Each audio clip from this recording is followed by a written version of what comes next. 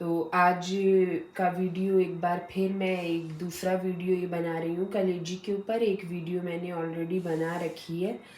तो ये असल में एक इतना बढ़िया टॉपिक है और बहुत ही अच्छा न्यूट्रिशन डेंस फूड है। आपकी थाली में ये थोड़ा सा एक पोर्शन इसका दिन में होना चाहिए अगर आपको एक हेल्दी लाइफस्टाइल जीना है। ख़ास तौर से अगर आप किसी बड़ी बीमारी में घिरे हुए हो या फिर मेनली अगर आपको स्किन की और हेयर की प्रॉब्लम्स हैं या फिर आप मतलब न्यूट्रिशन की आपके अंदर बहुत ज़्यादा कमी है, तो फिर तो आपकी थाली में ये एक बार दिन में थोड़ा सा पार्ट होना चाहिए। थोड़ा सा मतलब मैं भी दिखाऊंगी कितना बना रही हूँ। मैं एक सा बना के ये 2 दिन का रखूंगी। तो मैं असल में ये है बहुत ही अच्छी चीज़ है, लेकिन इसको खाना एक बहुत से लोगों के लिए सरदर्द ही होता है क्योंकि इसका टेस्ट अमूमन लोगों को पसंद नहीं आता। तो सबसे पहले तो मैं बताऊंगी कि इसका टेस्ट में ये जो है कलेजी ये बीफ की है। तो मैंने जो टेस्ट की है वो बीफ और लैम्ब और चिकन की है। तो मुझे लैम्ब तो बिल्कुल ही मतलब खाई ही नहीं जाती है। वो मेरे ख्याल से जो लोग कहते हैं हमसे बिल्कुल ही नहीं खाई जाती कलेजी, तो शायद वो लैम्ब की होती हो। और टेस्ट के हिसाब से बीफ की या बफेलो की मैंने जो खाई है मुझे बेस्ट लगी। और टेस्ट के हिसाब से भी और न्यूट्रिशन में भी बीफ की या बफेलो की बहुत अच्छी होती है। न्यूट्रिशन भी उसमें बहुत ज़्यादा होता है। और इसके अलावा मैंने और किसी की नहीं खाई है। गोट की भी कोई ख़ास अच्छी नहीं होती है, मैंने एक बार खाई थी। तो आप देख सकते हो मैं फ़िलहाल बनाने का तरीका बता रही हूँ कैसे इसको बहुत अच्छा जूस। एक तो ये ड्राई हो जाती है पकने के बाद, और वो लैम्ब का तो टेस्ट ही इतना बुरा होता है कि वो खा नहीं मिलती है बिल्कुल ही, कैसे भी उसको बना लो।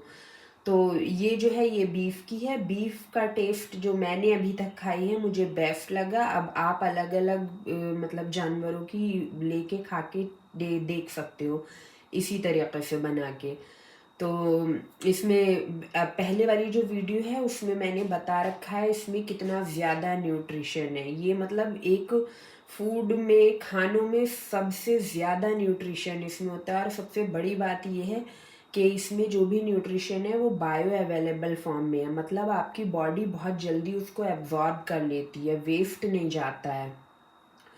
तो इसमें मैं यहाँ छोटा सा आपको बता दे रही हूँ थोड़ा सा, और बाकी जो मतलब डिटेल में है वो पुरानी वाली वीडियो में मैंने बता रखा है। तो डिटेल जानने के लिए आप पुरानी वीडियो देखें, उसमें मैंने सब बता रखा है क्या क्या इसमें होता है, किस किस चीज़ में फ़ायदा करती है। यहाँ पर हम इसको बनाना मेन मकसद ये है कि इसको टेस्टी कैसे बनाया जाए जिससे कि लोग इसको खा सकें और इसका फ़ायदा उठा सकें।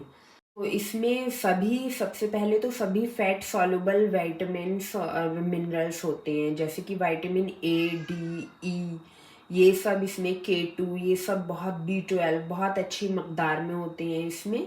और उसके अलावा जो ख़ास तौर से स्किन और हेयर की जिन्हें प्रॉब्लम्स हैं, जैसे कि पिगमेंटेशन है, मतलब स्किन पे काली झाइयाँ आ जाती हैं, या फिर सफ़ेद दाग जिनके हो रखे हैं, या फिर वक्त से पहले सफ़ेद बाल हो रहे हैं जिनके, उनके लिए तो बहुत ही अच्छा है। क्योंकि क्या होता है इसमें कॉपर है मेन। कॉपर के लिए ये बहुत अच्छा फूड है। कॉपर के लिए 3-4 फूड ही हैं। एक श्रिम्प में बहुत अच्छे से होता है, और भी इसमें कलेजी में, उसके अलावा गुर्दे में यानी कि किडनी में बहुत अच्छा होता है।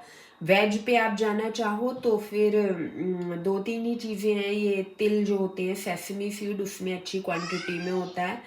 और तो तिल असल में वेज का जो होता है इतना बायो अवेलेबल होता नहीं है। तो वेज पे आप ना ही जब, फिर ये बीज वगैरह इतने जल्दी डाइजेस्ट होने में भी इजी नहीं होते हैं। जैसे अलसी के बीज हो गए या फिर तिल हो गए, न्यूट्रिशन बहुत होता है उनमें भी, लेकिन आपके लिए मतलब ह्यूमंस के लिए डाइजेस्टिव फॉर्म में इतना नहीं होता है। तो हमारे लिए जो है वो मीट में जो न्यूट्रिशन होता है वो बहुत ज़्यादा बायो अवेलेबल फॉर्म में होता है। तो जिनको ख़ास तौर से स्किन और हेयर की प्रॉब्लम्स हैं तो उनके लिए बहुत अच्छा है। क्योंकि क्या होता है, मैं एक उसके लिए अलग से वीडियो बनाऊंगी, यहाँ छोटा सा बता दे रही हूँ। जैसे पिगमेंटेशन, जो डार्क स्पॉट्स हो जाते हैं, काले धब्बे झाइयाँ जो हो जाती हैं चेहरे पे अमूमन होती हैं, लेडीज़ के ज़्यादा होती हैं, तो वो मोस्टली क्या होता है, आयरन आपको जो आप प्लांट्स से जो आयरन ले रहे हो या फिर आपका अगर मेटाबॉलिज्म बहुत स्लो है तो ख़ास तौर से जो प्लांट्स का आयरन होता है जो मीट से लेते हैं हम लोग, नॉन वेज से, वो तो एब्जॉर्ब हो जाता है इजीली, मगर जो प्लांट्स से हम लोग आयरन लेते हैं वेजिटेरियन फूड से, वो इतनी जल्दी एब्जॉर्ब नहीं हो पाता है, तो वो क्या होता है हमारे सेल्स में इकट्ठा होने लगता है और वही वहाँ पर फिर ऑक्सीडेशन शुरू होता है। जैसे कि आप देखो लोहे को अगर खुला छोड़ दो थोड़ी देर तो फिर थोड़ा सा पानी वगैरह उस पर लग जाता है तो उसमें जंग आने लगती है ऑक्सीजन के उससे ऑक्सीजन के टच में आने से जंग लगने लगती है, रफ्टिंग होने लगती है। इसी तरह से जब आपके अंदर भी हमारे सेल्स के अंदर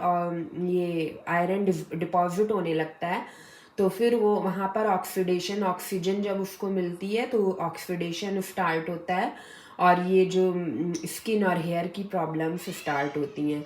अब ये जो होता है आयरन जो सेल्स में हमारे इकट्ठा हो गया है वो जल्दी निकल नहीं पाता है, तो उसको निकालने का बाहर एक ही फॉर्मूला है कि अगर आप कॉपर का टच दे दो उसको तो कॉपर एकदम से उसको सेल्स में से बाहर निकाल देता है।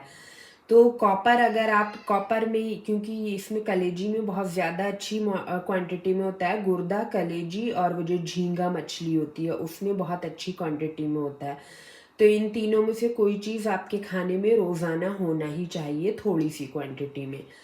किसी भी टाइम आप ले सकते हो, दोपहर के खाने में, शाम के खाने में, रात के डिनर में, किसी भी टाइम आप ले सकते हो, थोड़ा सा ही लेना है, ज़्यादा नहीं लेना है, तो लेकिन होना रोज़ाना चाहिए अगर ख़ास तौर से आपको स्किन और हेयर की प्रॉब्लम्स हैं।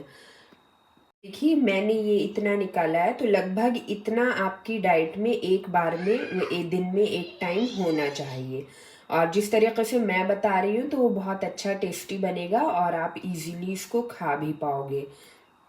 तो कलेजी बनाने के लिए सबसे पहले तो देखिए जब आप कलेजी लें तो फिर एक पीस में लें, आप एक बड़ा पीस ले आएँ 2 किलो का, 4 किलो का या 5 किलो का, और उसे घर में लाके छोटे छोटे धोकर अच्छी तरीके से पूरे पीस को फिर उससे छोटे छोटे पीसेस में काटें।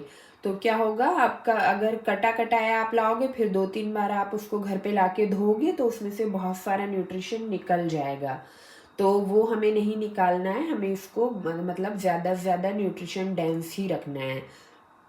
तो मैं यहाँ पे 2-3 दिन का बना के रख रही हूँ, किस तरीके से बनाना है बता देती हूँ कि बहुत अच्छा जूसी कलेजी बने। अमूमन ड्राई हो जाती है तो वो अच्छी नहीं लगती है। अच्छा कितना होना चाहिए, लगभग देखिए इतना होना चाहिए, इससे ज़रा सा 1-2 बोटी और भी कम हो तो चलेगा। इतना आपके खाने में एक बार में होना चाहिए दिन भर में, जिससे कि अगर आपको ख़ास तौर से मैंने बताया स्किन और हेयर की अगर प्रॉब्लम्स हैं, लगभग ये अब वेट में तो मुझे भारी होती है हालांकि, तो मेरे ख्याल से 100 ग्राम तो होगी शायद, 100 से 150 ग्राम मेरे ख्याल से, तो अंदाज़ कर लीजिए जितनी आपसे खा मिले, थोड़ी सी ज़्यादा तो खाई नहीं जाती है, तो थोड़ा सा अब इस हिसाब से लीजिए कि हमें रोज़ाना खाना है तो थोड़ा सा पोर्शन होना चाहिए, किसी भी टाइम आप ले सकते हो। तो यहाँ मैंने ये सारी काट के रख ली है, अब मैं ये 2-3 दिन का एक बना के अपने लिए रखूँगी। देखिए ये लगभग 3 या 4 दिन मेरा चल जाएगा ये इतना, तो मैं अभी इतना बना रही हूँ, इतने को मैं अपने फ्रीज़र में अभी रख दूँगी, फ्रीज़ कर दूँगी, फिर जब दोबारा बनानी होगी तब दोबारा निकालेंगे इसको। तो ये देखिए ये मैंने फैट डाल दिया है, इसमें चर्बी थोड़ी सी, और थोड़ा सा ही पड़ेगा क्योंकि ये ड्राई बनेगी तो इतना ज़्यादा हमें ऊपर ऊपर तेल उसके नहीं चाहिए, बस थोड़ा सा में फ्राई हो जाए उतना ही चाहिए हमें। तो इसको ये देखिए ये, हाँ एक बात और मैं आपको बताऊं कि ये मैंने पीतल की कढ़ाई ली है, यहाँ पे आपको लोहे की नहीं लेना है।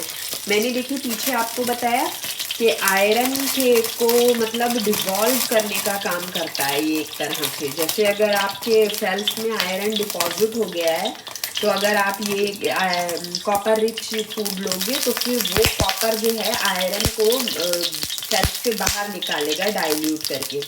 और पिछली वीडियो में मैंने तवे में बनाई है लोहे की, तो मैंने ये देखा कि मैंने जब भी मैं तवे में बनाती हूँ तवा एकदम से मतलब चमक जाता है बिल्कुल ही, उसका सारा जो लोहा है वो मतलब फिर उसको धो के रखो तो उसमें रस्ट आने लगती है, इतना ज़्यादा क्लीन हो जाता है वो एकदम। तो ये जो होता है एक तरह से जैसे कहना चाहिए कॉपर जो होता है वो लोहे को घुला देता है, घुला देता है। तो फिर हमें लोहे, अब अगर आपको स्किन वगैरह की प्रॉब्लम है तो ये जो लोहा के बर्तन होते हैं इससे भी आप दूर रहें, क्योंकि वो लोहा जो है वो फिर आयरन वो भी बायो अवेलेबल फॉर्म में नहीं होता है, आपकी बॉडी उसको इजीली डाइजेस्ट नहीं कर पाती है जो बर्तनों का लोहा होता है। तो आप काहे में पकाएंगे, या तो स्टील का बर्तन हो, स्टील की पतीली में, या फिर ये पीतल की कढ़ाई मैंने ली है यहाँ पर, पीतल में आप बना सकते हो। और लोहे में मत बनाओ, लोहे में बनाओगे तो वो लोहा जो है मतलब घुल के और फिर इसमें मिल जाएगा हमारे कलेजी में, और फिर वो ओवरडोज हो जाएगी, फिर वो आप खाओगे तो वो फिर आपको प्रॉब्लम्स कर सकता है। तो लोहा जो है आयरन खाना जितना ज़रूरी है उतना ही उसका डाइजेस्टिव फॉर्म में होना भी बहुत ज़रूरी है।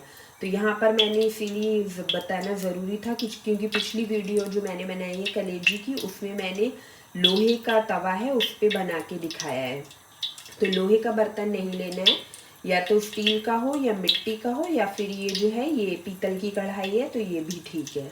में मैंने थोड़े से फैट में कलेजी डाली और उसमें मैंने सिर्फ हल्दी, नमक और मिर्च पिसी हुई, सिर्फ यही मसाला डाला है और कुछ नहीं डाला है।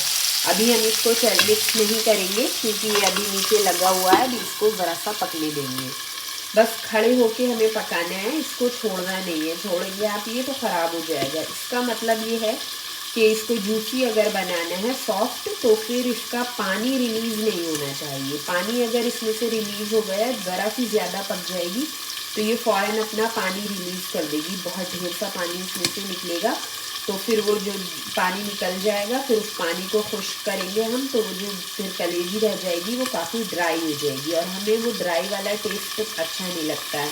तो हमें यहाँ पे कलेजी को सॉफ्ट रखना है, तो हमें इसे बहुत कम पकाना है। कितना पकाना है वो मैं अभी बताती हूँ आपको। ये देखिए बस यहीं खड़े होके ही इसको पकाना है, 2 मिनट या 3 मिनट ज़्यादा से ज़्यादा लगेंगे पकने में, इससे ज़्यादा टाइम नहीं लगेगा। देखिए अब करीब मतलब थोड़ी सी देर के बाद ही, जब भी मैंने ढक्कन लगाया था उसके मतलब लगभग 30 सेकेंड समझ लीजिए आप, 30 या 15 सेकेंड के बाद मैंने इसको चला दिया है। अब मैं फिर इसको बस मसाला मिक्स किया है इसमें, अब मैं इसको फिर से ढक दूँगी।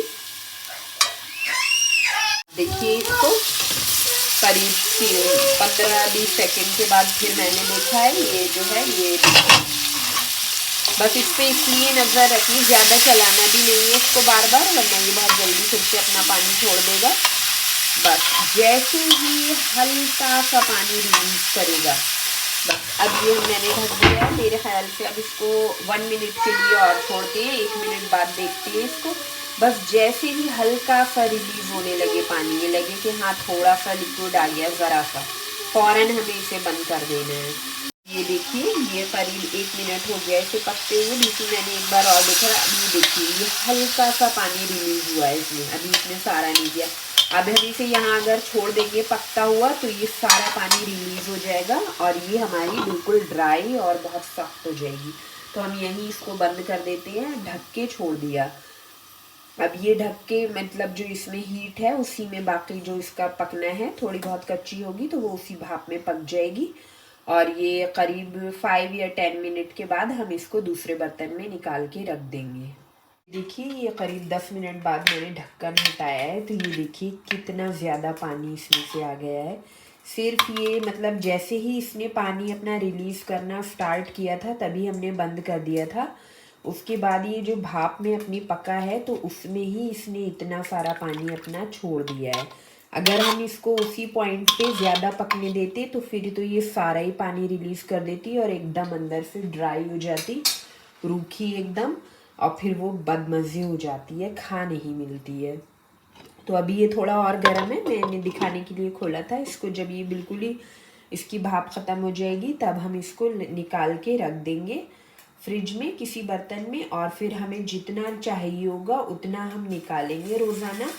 जितना पोर्शन हमें चाहिए होगा उतना रोज़ाना हमने निकाला और अपने गरम करके, फिर भी तवे पे गरम नहीं करना है लोहे के, या तो स्टील की पतीली में, या फिर इस तरीके की जो ये ब्रास का पीतल का जो होता है बर्तन उसमें गर्म करना है आपको, ये ध्यान रखना है। लोहे का टच इसको नहीं देना है, वरना फिर वो बहुत ज़्यादा लोहा डाइल्यूट होके आपके खाओगे तो आपके अंदर भी जाएगा और वो प्रॉब्लम करेगा आपको। देखिए ये फ्रिज में रखने से ऐसी हो जाती है। तो इसका जो मसाला है वो भी थोड़ा सा जमा हुआ है, तो हम क्या करते हैं, अब मुझे इतनी खानी है तो फिर 1-2 बोटी मैं और लूँगी, वो ताज़े में से ले लूँगी। ये जो है ये कल परसों की बनी हुई है, बल्कि 2 दिन पहले मैंने बनाई थी। अब मुझे इसको बनाना है तो मैं इसको अपने लिए डिनर में लूँगी, अपने डिनर के साथ 2 अंडे खाऊँगी मैं हाफ़ फ्राई, और थोड़ी सी ये कलेजी, तो बस सफिशिएंट हो जाएगा, पेट भर जाएगा उसी में। तो जब इसको गरम करेंगे तो थोड़ा सा जो वो लिक्विड था वो गाढ़ा हो जाएगा मसाला, उसी मसाले के साथ थोड़ा सा मसाला लेंगे और थोड़ी ये बोटियाँ, और इसको गरम करके हम ताज़ा ताज़ा एकदम बनाएंगे और उसे खाएंगे फिर हम। मैंने ये प्रॉब्लम आपकी सॉल्व कर दी। ये कलेजी बहुत ही अच्छी, टेस्ट में बहुत अच्छी होती है, जूसी होती है, और बच्चों को भी थोड़ा सा पोर्शन इसके खाने का होना चाहिए खाने में उनके, तो उनकी हेल्थ बहुत अच्छी रहती है। और इसके कितने फ़ायदे हैं अभी यहाँ पर असल में मैंने लिख के रखा हुआ नहीं है, तो मुझे बस जो जहन में थे मैंने वही बता दिए हैं। बाकी आपको डिटेल इसका जानना है तो वो जो पहले वाली कलेजी की वीडियो है वो देखिए आप, उसने जिस तरीके से बनाई है उसको इग्नोर कर दीजिए, क्योंकि वो तरीक़े से एक तो अच्छी भी नहीं बनेगी, ऊपर से मैंने उसमें जो आयरन का बर्तन यूज़ किया है वो गलत है। तो बनाए इसी तरीक़े से, और सालन का फिर कभी बनाऊंगी तो मैं बताऊंगी किस तरीक़े से सालन बनाना है, बहुत अच्छा सा जूसी इसका।